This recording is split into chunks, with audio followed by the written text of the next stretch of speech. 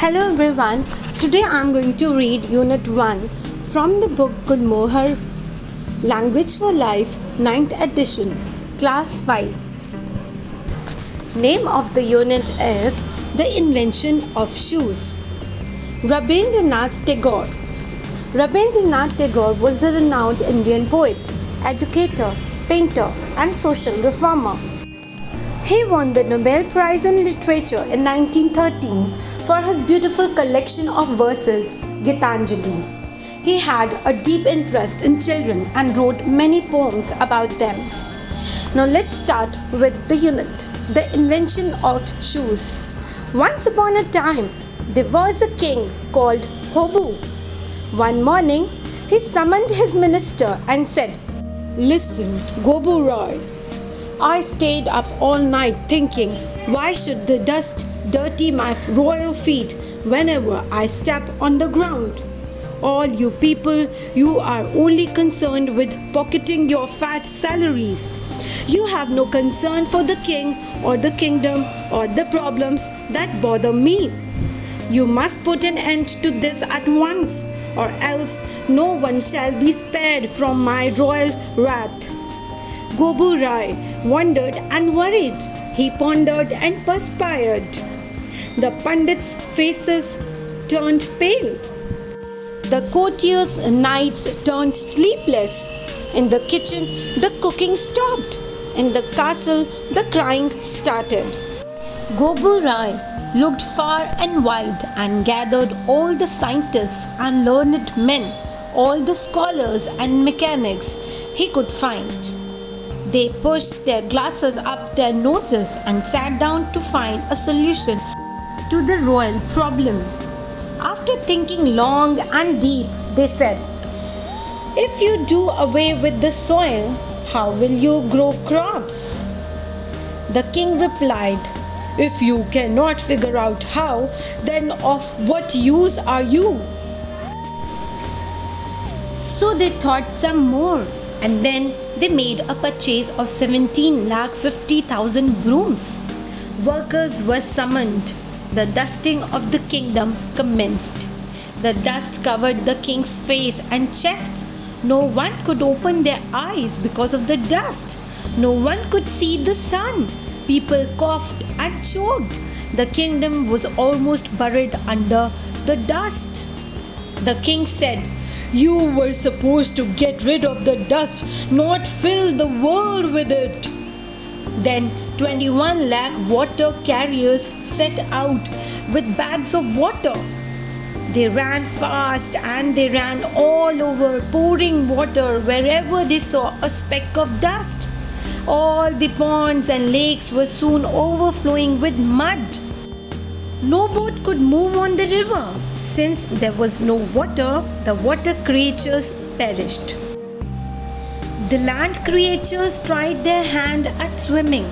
They could hardly walk or run on the mud. No bazaar could be set up, so trading stopped. All the king's subjects sneezed and coughed and sniffed and suffered. The king said, "What a lot of fools! They got rid of the dust only to replace it with mud." Once again, everyone gathered to solve the royal problem. Once again, the great men and their assistants racked their great brains. They thought and then thought harder, but they were baffled and blank. They were at a loss to know how to lose the dust. Someone said, "Cover the earth with mats. Rugs and carpets shall stop the dust from touching the royal feet." Someone else suggested, "Keep the king indoors. See to it that there is no hole or loophole anywhere. If he does not step on dust, no dust shall touch his royal feet."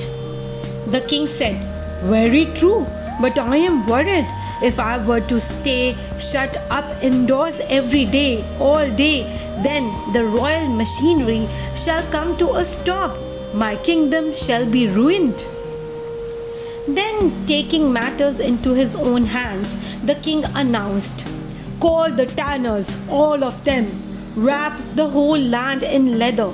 This shall be my great contribution, a mighty blanket for the dusty earth. Everyone bowed to the king.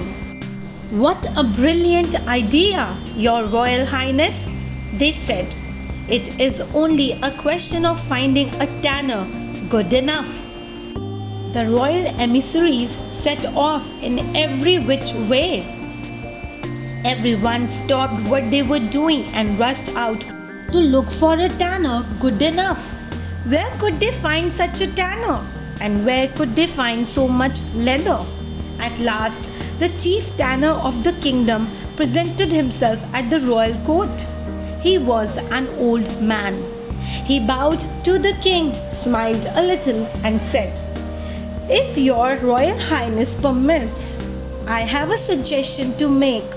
It might fulfill your wish in a simple yet effective way." "You may make your suggestion," said the king. "Cover your royal feet, Your Royal Highness," said the old tanner. "Then you shall not have to cover the whole earth." "If it was all that easy to solve the problem," said the king, "would everyone in the kingdom have lost their sleep over it?" "Arrest the fellow," said Gobu Roy, "and throw him into jail." But already the old tanner was deep at work, sitting down at the king's feet.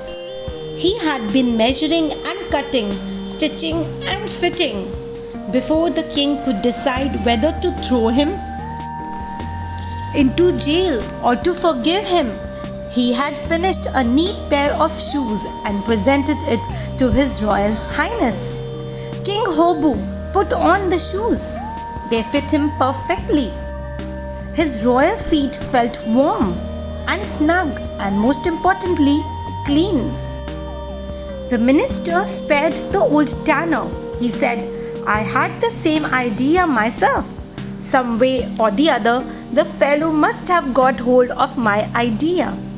And so, from that day began the use of shoes. The royal feet were saved. So was Gobu, and so was the earth. Adapted from Juta Abhishkar by Rabindranath Tagore, translated by Kamalika Mitra.